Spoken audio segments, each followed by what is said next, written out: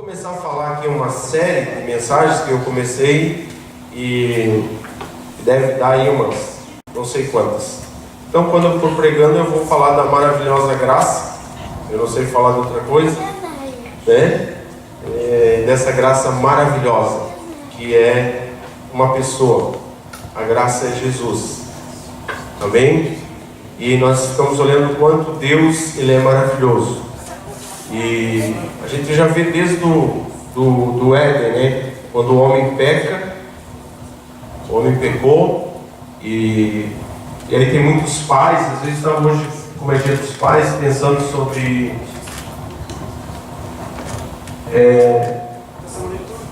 pensando como alguns pais às vezes ficam frustrados, né? Porque, eu criei meu filho, mas meu filho fez isso, meu filho fez aquilo, né? Então, assim, para você saber quem cuidou de Adão e Eva foi Deus, né? E eles, assim, ainda mesmo aprontaram, né? Então, mas Deus não ensinou eles a fazer o que era errado. Meus pais também nunca ensinaram para nós fazer o que era errado, né? Mas a gente fazia, né? A maldade sempre esteve dentro do coração do homem, né? Mas a gente olha a bondade de Deus. Assim que o homem peca, a gente vê ali o homem pecando, e quando Deus chama Adão, eu sempre falo, as pessoas acham que Deus não sabia onde Adão estava. Deus sabia exatamente onde Adão estava, mas Deus chama Adão para Adão saber onde Deus estava. Ele ouvia a voz de Deus, porque ele tinha se escondido. Então, quando Deus fala onde está Adão, não era para Adão, para Deus saber onde Adão estava, mas era para Adão saber onde Deus estava. E a gente já vê ali no Éden, o homem fez ali, se cobriu, né, a nudez com folhas ali, né, e na verdade querendo fazer a justiça própria, né, e ele nunca ia conseguir, né. E aí nós vemos já no Éden o sacrifício do cordeiro, o animal que foi imolado, né, não fala ali que é um cordeiro, mas quem lê a Bíblia entende um pouquinho dos sinais e da sombra do que aconteceu, sabe que o cordeiro já foi sacrificado ali. E tudo o que acontece no Velho Testamento é a sombra do que iria acontecer no Novo. Então tudo está linkado, tudo está ligado, de Gênesis e Apocalipse. Amém? Só que quando você lê o Velho Testamento, você precisa encontrar Jesus lá. Amém? Você tem que encontrar sempre Jesus ali, ele está sempre ali. Amém? E também nós estávamos conversando que no Velho Testamento Deus ele não era pai, né? Não era pai. E quando eu estava aqui louvando, me veio uma luz assim maravilhosa, tremenda. E como é bom estar na presença de Deus, Deus sempre vem ministrar o nosso coração. Eu estava falando que Jesus nunca chamou o Pai de Deus, era sempre o Pai. E a única vez que ele chamou o Pai de Deus foi na cruz. Ou seja, o homem nunca tinha o direito de chamar Deus de Pai na lei. Jesus abriu mão do direito dele na cruz de chamar Deus de Pai e chamou o Pai de Deus, para que a humanidade que não tinha o direito de chamar Deus de Pai pudesse chamar agora Deus de Pai. Paizinho. Essa já valeu a tua vinda aqui, né? Hoje. Depois tu vai pensando aí. E ali na cruz nós sabemos também que não era ali Jesus ele era o sacrifício. Não era o filho, era o sacrifício. Era o cordeiro de Deus que estava sendo imolado para tirar os pecados do mundo, né? Então a gente tem que saber que os pecados eles foram tirados. Quando Deus olha para mim e para você, Ele olha para nós através de Cristo Jesus e Ele nos vê completamente remidos, perdoados, libertos, amados. Amém? E a graça, você sabe o que significa graça? Favor imerecido. Diga favor imerecido. Isso é graça. É um favor que você recebeu, mas que você não merecia, que eu não merecia. E tem muita gente querendo fazer algo para alcançar o favor. Daí não é graça. Você não vai alcançar. A graça é algo que foi dado a mim e a você, e nós temos que desfrutar dessa graça maravilhosa. Amém? Eu e você precisamos desfrutar dessa graça. Olha o que está escrito em João 1,17. Evangelho de João, capítulo 1, versículo 17.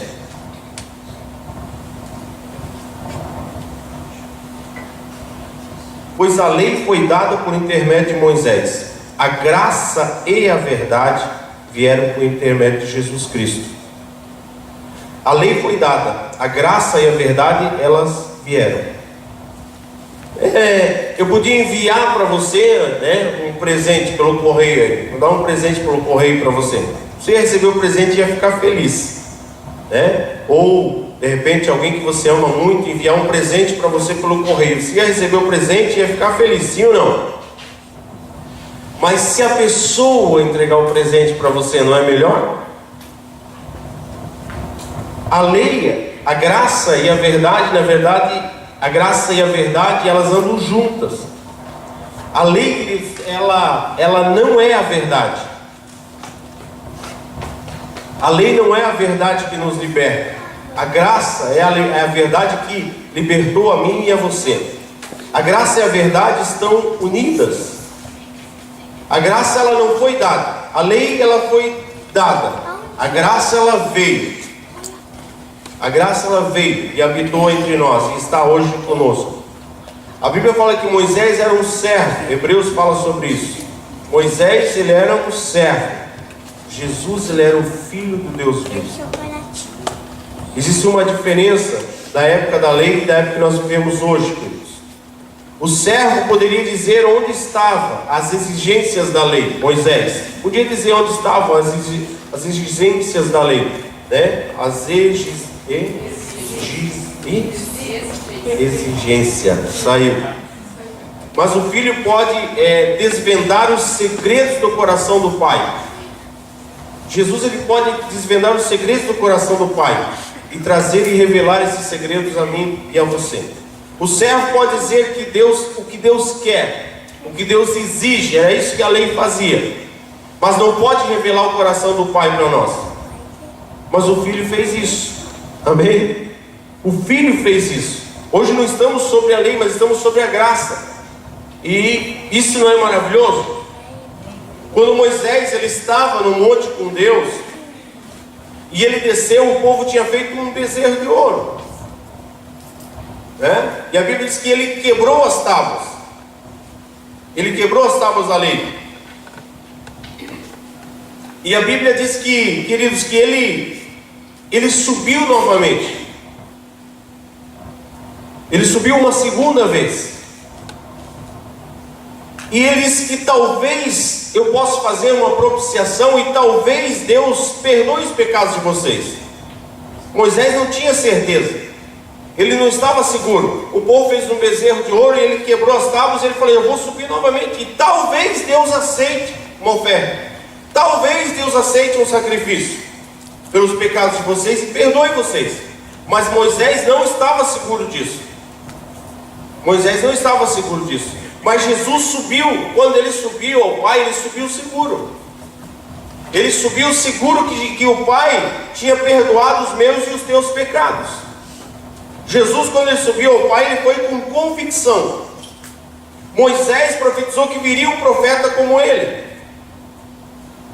E nós sabemos também que Jesus atuava em todos os ministérios, 5 ministérios de Efésios 4:11. Jesus operava em todos os ministérios. Moisés subiu o Monte Sinai, que também é conhecido como o Monte Horebe, 2 vezes. E 2 vezes ele ficou lá 40 dias e 40 noites. Nós sabemos também que na vida do próprio Senhor Jesus ocorreram também 2 períodos de 40 dias na vida dele. O primeiro, Jesus fica 40 dias sendo tentado no deserto pelo diabo. E ele voltou, Jesus voltou cheio do Espírito Santo, trazendo refrigério para um povo que estava sofrendo. Assim que ele voltou, Moisés fica 40 dias e desce, traz julgamento para o povo. Por quê? Porque eles tinham feito um bezerro de ouro. Olha que diferença. Jesus fica 40 dias sendo tentado, 40 dias, e quando ele sai, ele começa a curar as pessoas, libertar as pessoas, trazer refrigério para as pessoas.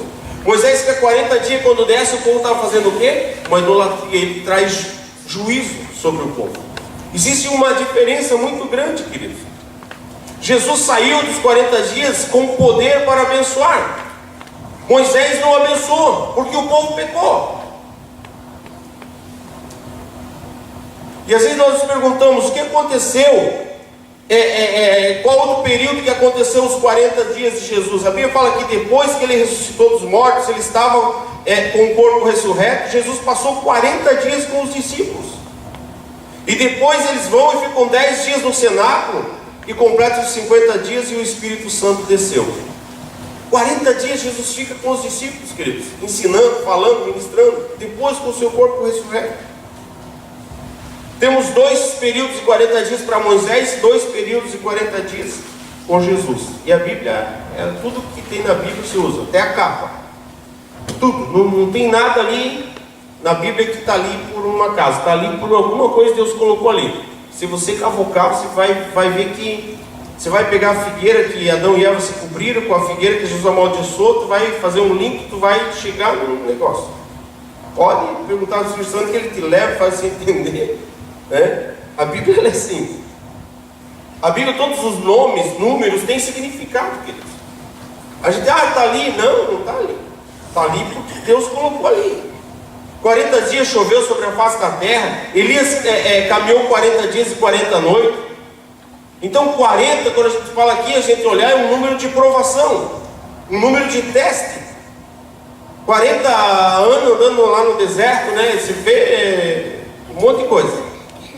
Você vai buscar, e o 40 fala de provação e de teste. Deus dedicou um capítulo para falar sobre a criação do universo. Em um capítulo só, Deus falou toda a criação. Ele criou o universo, e às vezes pessoas, queridos, entre uma linha e outra da Bíblia tem um monte de coisa. A gente lê a Bíblia, a Bíblia fala, e Deus, no princípio deu Deus os céus e a terra, ponto. Aí, e a terra sem forma e vazia, aquele versículo para aquele ali, eu sei lá quantos anos passou, eu não sei. Mas do 1 para o 2 já tem um monte de tempo ali no meio. Então a Bíblia é uma bênção, é uma maravilha. Deus ele dedicou um capítulo para falar sobre a criação do universo, e ele dedicou vários capítulos para falar sobre a redenção. 7 capítulos para falar sobre a redenção. Os 7 capítulos que nós vamos falar são os 40 dias e as 40 noites de Moisés aqui, que está falando sobre a redenção, está linkado com aquilo que Jesus fez, e nós vamos caminhar dentro desse negócio aqui, e nós vamos falar um monte de dias ainda. Então eu vou falando, vocês vão anotando. Você que não vem nas terças, você perde um monte de coisa, Então só tem um dia na semana, esse programa é para você vir, porque senão, E aí junto com isso o Marcelo vai pregar, o Nisso, sei lá, a Júcia, e eu vou caminhando aqui nessa mensagem. O capítulo 25 começa com Deus e disse nos 40 dias para Moisés, e termina, o capítulo 25 começa com Deus, diz nos 40 dias para Moisés, e termina no capítulo 31, que foram 7 dias. Capítulo 25 de Deuteronômio a 31, 7 dias. Nós vamos caminhar aqui nesse versículo. Deuteronômio 9:8 diz assim: até mesmo em Hebrom vocês provocaram a ira do Senhor, e ele ficou furioso, ao ponto de querer exterminá-los. Lembre-se que da Páscoa, quando Deus tirou ele do Egito, e até esse momento Deus nunca tinha ficado irado com eles. Você não vê na Bíblia que Deus ficou irado com eles, desde a época da saída do Egito até esse período aqui que eles chegaram no Monte Horebe ou no Monte Sinai. Esse foi o período onde o povo de Israel desfrutou da pura graça de Deus. Se você olhar, não tinha lei. O povo caminhou num período de graça, abundância de Deus. E quando Deus os tirou do Egito, não havia 10 mandamentos, não havia leis, certo? E Deus tirou o povo de Israel porque... Por que você acha que Deus tirou o povo de Israel? Porque Deus tinha um pacto com os patriarcas. Deus tinha um pacto com Abraão, com Isaac, com Jacó. Deus lembrou da aliança que tinha com eles, e tirou, ouviu o sofrimento do povo, e tirou o povo do Egito. E lógico que Deus queria conduzir o povo à terra prometida ali. Vocês conhecem um pouco da história. E queridos, se você olhar nesse período de graça que eles viviam, onde não tinha lei, não tinha os 10 mandamentos, o povo murmurava e Deus abençoava. Não era assim? Sim ou não? O povo murmurava e Deus pensava: tem maná, não tem comida, Deus dava maná. Ah, não tem carne, Deus mandava carne. Ah, vão morrer tudo aqui no mar, Deus abriu o mar. Nas águas amargas, a água amarga botou lá, transformou água. Então eles murmuravam e Deus dava. Isso era graça. E o que mudou para hoje? Nada. O que mudou? Os cristãos que vivem na graça hoje, nós reclamamos e Deus abençoa. Não é assim? Não, Deus abençoa a gente porque a gente é bonzinho, faz tudo certo. Me engana que eu gosto. O povo reclama ou não reclama? O povo reclama da chuva. Deus para de mandar chuva? Não, Deus manda chuva. Ai, que calor esse sol. Deus manda o sol. O povo reclama de tudo e Deus continua abençoando. E Deus não, então, queridos, Deus não nos abençoa por que nós fazemos. Ele nos abençoa pelo que Cristo fez. Graças a Deus por isso. Amém? Aleluia. Obrigado, Jesus. Porque se fosse pelo que nós fazemos, nós estávamos fritos, né? Banho de porco. Murmuraram que não tinha água, a Bíblia diz: saiu água da rocha, né? E a rocha era quem estava ali sempre junto? Cristo. Sempre. Ah, Moisés só bateu na rocha. Não é só a rocha que bateu. Deus não mandou ele bater na rocha, mandou ele tocar na rocha, falar com a rocha, né? Era para espancar a rocha. No Monte Horebe, Deus lhe propôs a lei. Ali Deus propôs a lei para o povo de Israel. Se eles tivessem dito para Deus: não poderemos cumprir a lei, eu acho que Deus tinha dado uma travada. Falaram assim: então, tá bom. Se eles tivessem falado para Deus: Deus não nos abençoe por causa da nossa obediência, mas continue nos abençoando, né? Acho que Deus estaria, então tá bom. Mas o que o povo falou? O que o povo fez? O povo: não, pode mandar a Deus que a gente vai obedecer. Então, hoje nós vivemos na graça e, queridos, você acha que nós obedecemos tudo que nós fazemos? Nada. A gente faz algumas coisas. É igual o perdão na ceia. Pede perdão aí, irmão. Pede perdão pelo quê? Pede perdão porque tu lembra. Por que tu não lembra? Daí vai para o atacado, né? A gente gosta de disfarçar isso. Deus conhecia o coração do homem, mas o homem não conhecia o coração de Deus. E Deus, queridos, não precisava da lei para conhecer o coração do homem. Ele conhecia, mas o homem precisava da lei para poder conhecer o coração de Deus. Porque tudo que Deus estava fazendo para eles estava bom, nunca estava bom, né? O maná não estava bom, a água estava boa, nada estava bom para eles. Eles estavam sempre com saudade do alho e do pepino, né? Do melão. Das 24 horas, 16 horas que trabalhavam como escravo, não ganhavam nada. Que vida que eles tinham? Ai, que saudade do Egito. Saudade do quê? Os caras eram escravos, moravam na favela, não tinham comida. Que saudade que eles tinham? A lei não foi dada para justificar o homem, a lei foi dada para expor o homem. Expor. Porque pela lei vem o conhecimento do pecado. E nesse período, o povo de Israel, até o Sinai, Horebe, nós vemos esse período que o povo saiu, não tem registro de morte, não tem registro de doença, não tem. Não tem nenhum registro de algo ruim, porque eles estavam vivendo na graça, estavam vivendo dependente de Deus. E depois que a lei veio, queridos, pelo mesmo pecado que eles cometiam lá antes, agora eles morriam. Agora eles morriam. Pelo mesmo pecado que eles cometiam lá, que não tinha lei, agora na lei eles morriam. Agora na lei Miriam ficava leprosa, porque murmurou, falou mal. Eles não murmuravam lá atrás? Não era a mesma coisa? Sim ou não? Era a mesma coisa? Não tem água, essa água está amarga, diz a água doce. Não tem comida, Deus dava maná. E murmuravam, mas não acontecia nada com eles, porque eles não tinham lei para definir que aquilo era pecado. Mas agora o mesmo pecado, porque a lei veio, pelo mesmo pecado eles morriam, pelo mesmo pecado ficava leproso. Você consegue entender por que você não deve viver mais, querer viver debaixo do tacão da lei, mas que você deve desfrutar da graça que Jesus conquistou para eu e você? Amém? Você quer viver na lei ou quer viver na graça? Na graça. Eu também.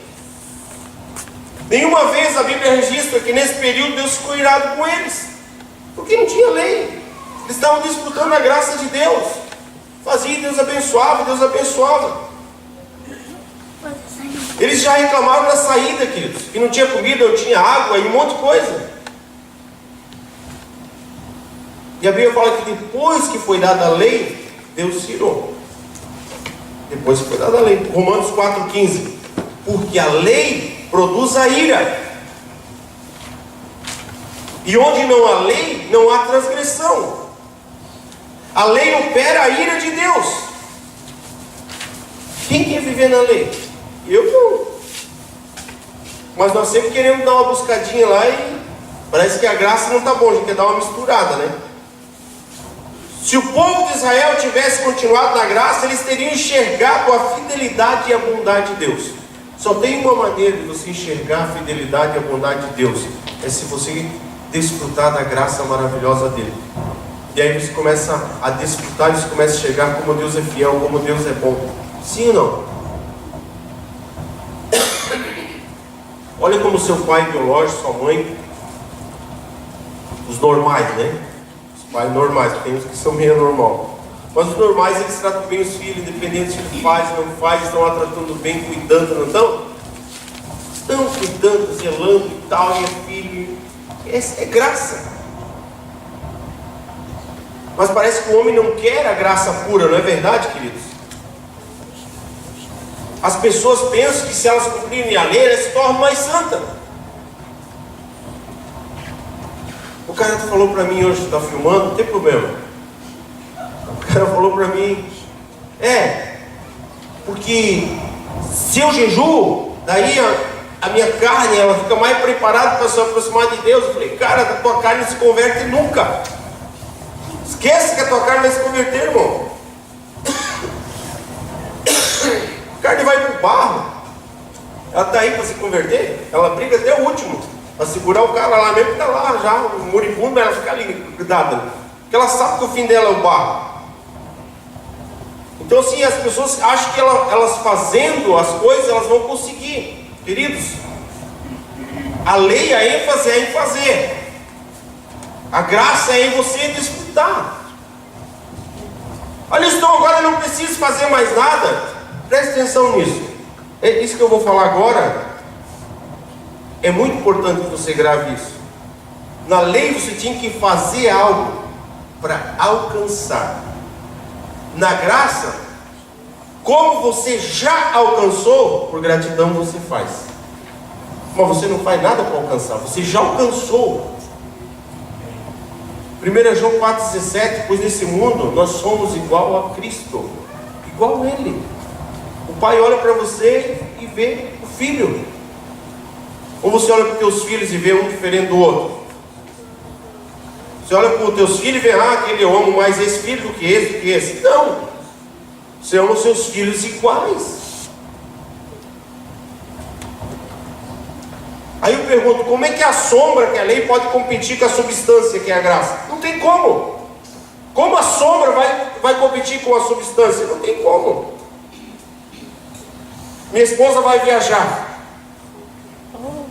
Aí ela está longe de mim, né? Eu pego a foto dela, que é a sombra.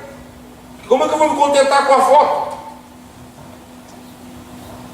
Eu quero a substância, que é a minha esposa. Cadê a foto? A foto é a sombra. Eu vou olhar para a sombra, aquilo não vai me satisfazer. O que vai me satisfazer é a presença dela. Aí a pessoa ela acha que a substância é menos importante que a sombra. A lei é a sombra daquilo que viria. E hoje nós estamos desfrutando da substância, que é a graça, que é Cristo Jesus, a plenitude. Amém. E aquele hino que nós cantamos ali, meu, sem Jesus a minha vida não tem cor. Não tem cor mesmo. Sem Jesus minha vida não tem cor. A sua vida não tem cor. Durante os 40 dias de Moisés, que ele passa ali esse período, que são 7 capítulos ali que nós vemos, de 25 a 31 de Deuteronômio. Em Êxodo 20, Deus deu os 10 mandamentos. Em Êxodo 19, Deus propôs a lei para o povo. E o povo disse: o que Deus nos der, nós iremos cumprir. Sem saber o que era. Sem saber o que era. Assinaram um contrato sem saber.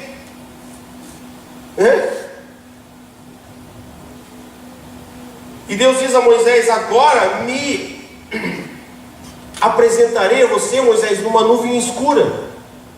Durante o período que eles estavam caminhando, queridos, Deus se apresentava para eles numa nuvem clara, coluna de fogo. A nuvem não era escura, queridos.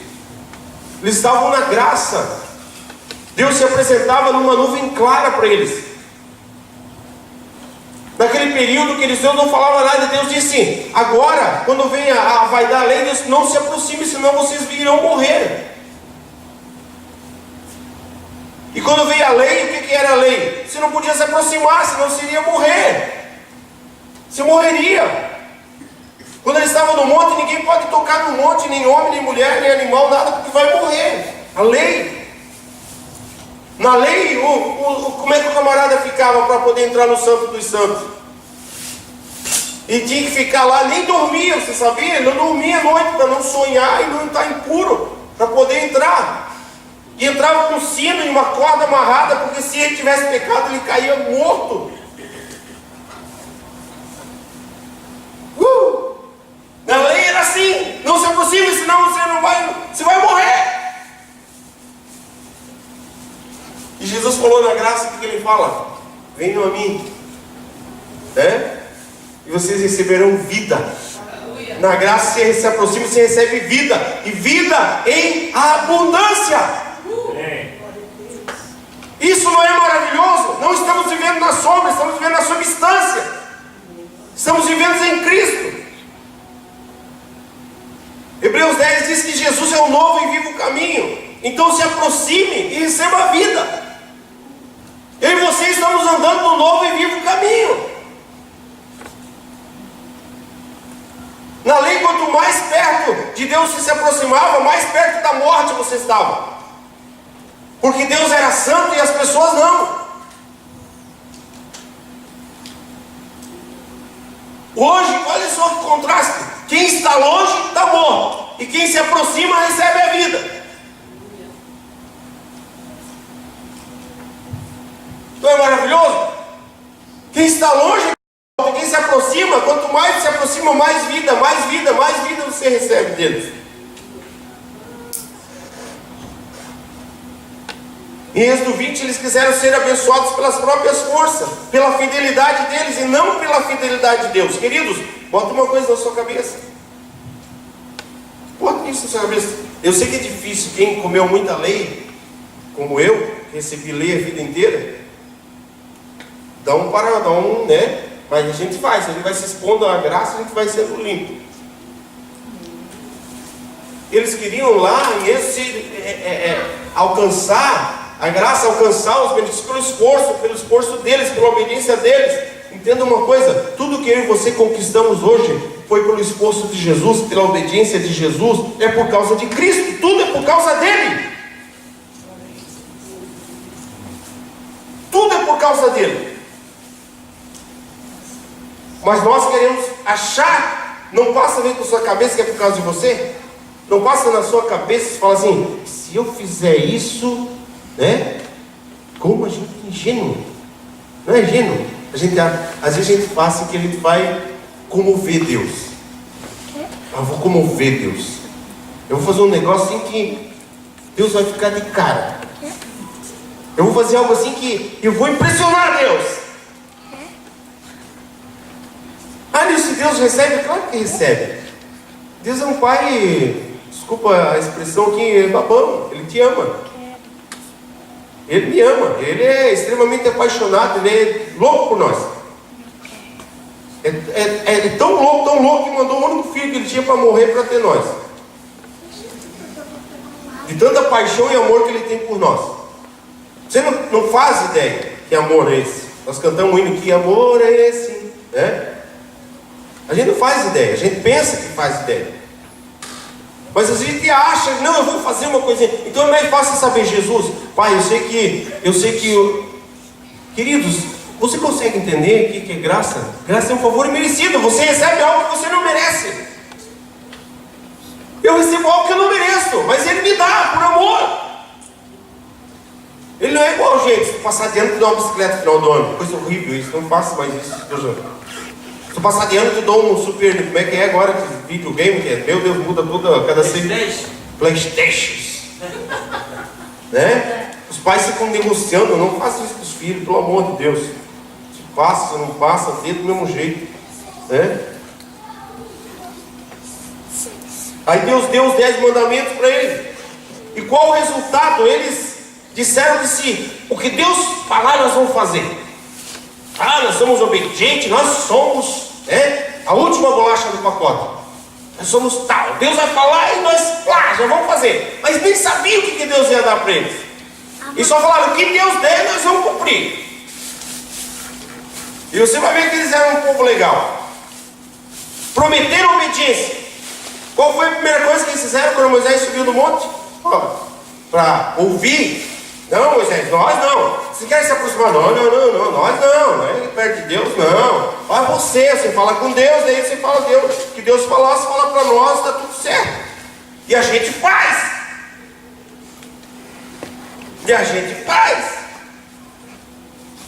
Tem crente que se orgulha da lei. Não, eu tenho que fazer, e assim, e plá.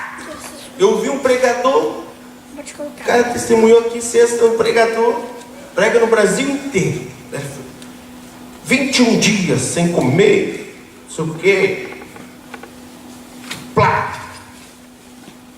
Aí ele falou assim que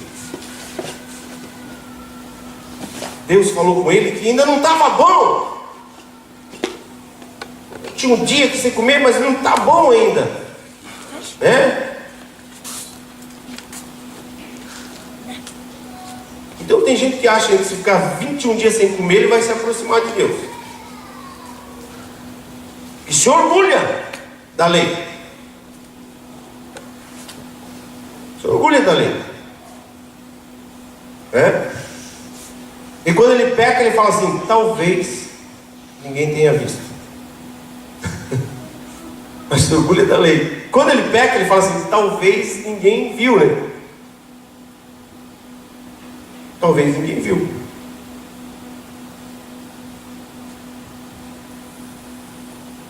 Quando Jesus andava com os discípulos, eles podiam vê-lo, caminhavam com ele, ouviam ele. Hoje, ele não está fora, hoje ele está dentro.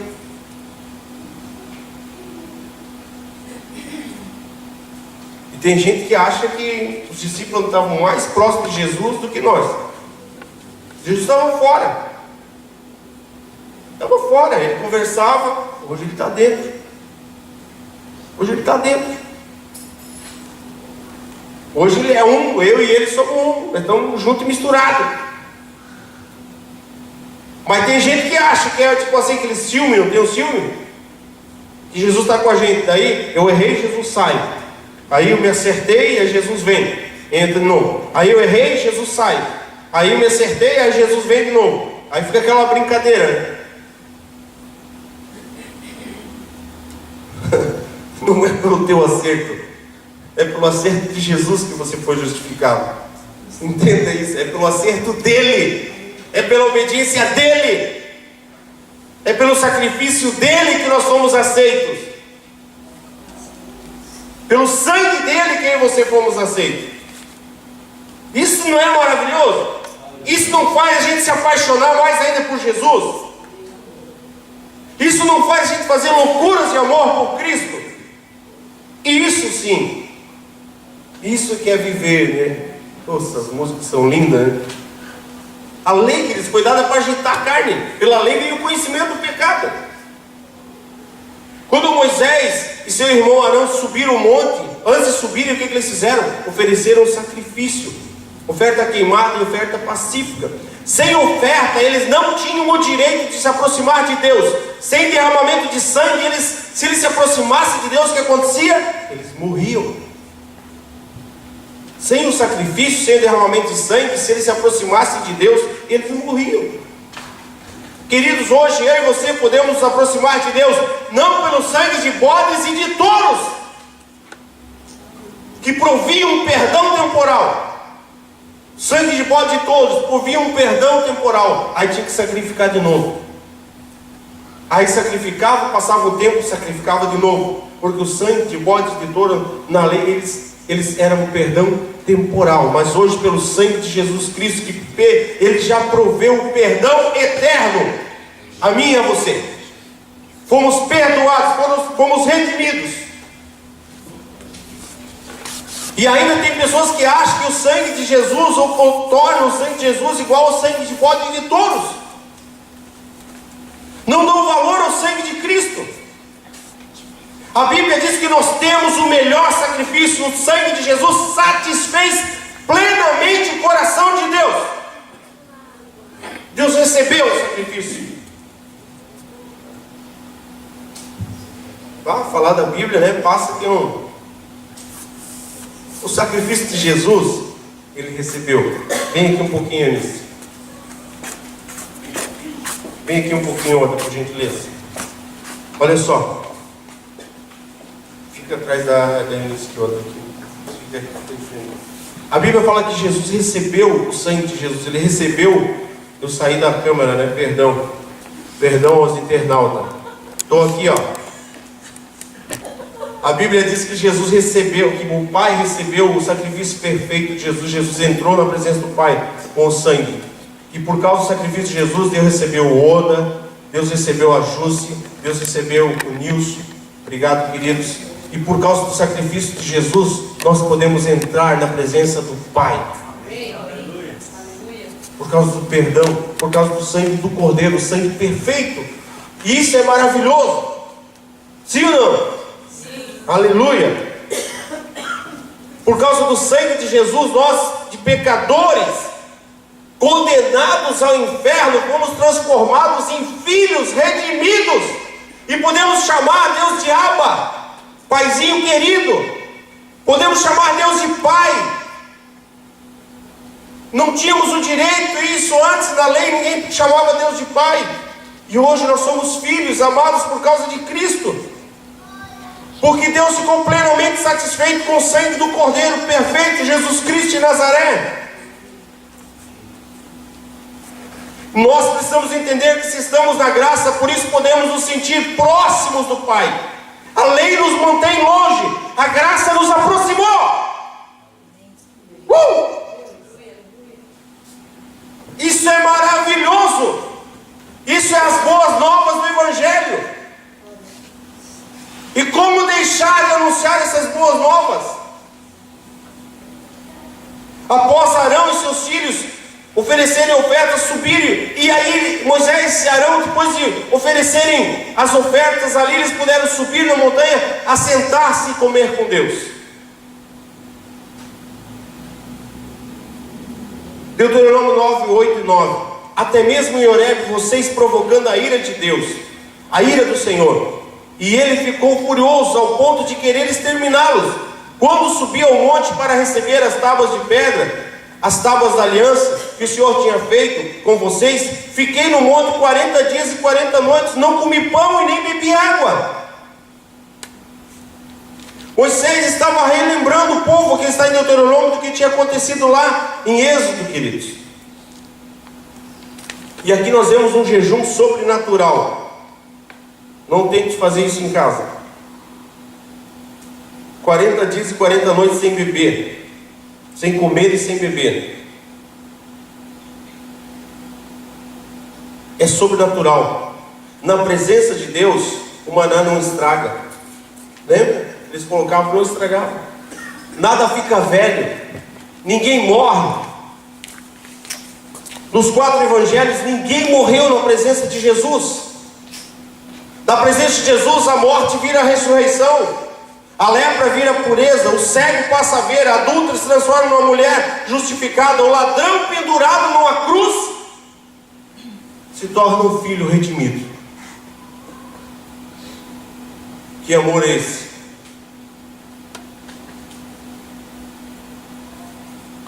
Esse é o nosso Jesus. Na presença dele, o cara estava leproso, ele curava. Trazia uma pecadora, trazia alguém que ninguém dava valor, e ele transformava numa pessoa de valor.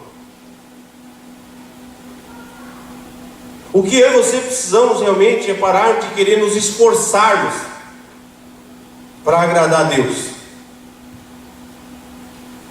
Ou você está tentando ainda? Deus já se agradou de ti. O dia em que você recebeu Jesus Cristo como Senhor e Salvador da sua vida, o Pai se agradou de você. E como eu falei antes, não há nada para o que você faça que vai se agradar mais ou se agradar menos. Ele se agradou de você. Porque se agradou de Jesus. Porque ele se agradou do sacrifício de Cristo. E Deus, ele te ama, Deus, ele me ama. E nada vai mudar isso. Ah, Nilson, mas o que vai mudar? Nada. Se você crê que Jesus Cristo é o Filho de Deus, se você crê que Jesus é teu Senhor e teu Salvador, você crê que Deus é teu Pai. E se Ele é teu Pai, o que vai fazer mudar isso? Nada.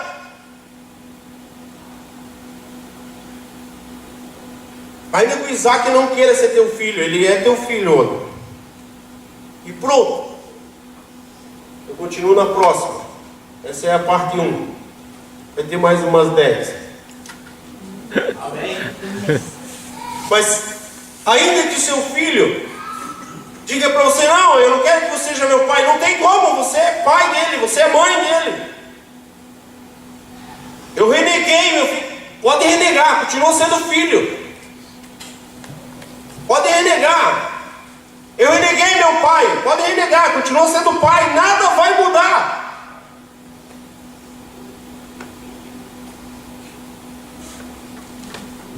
Então pare de achar que, quando eu erro, a pessoa acha que quando ela erra, ela é menos filho.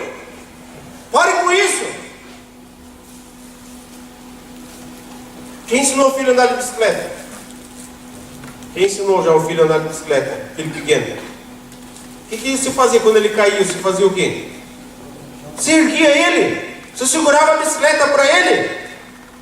Então deixa Deus segurar a tua bicicleta.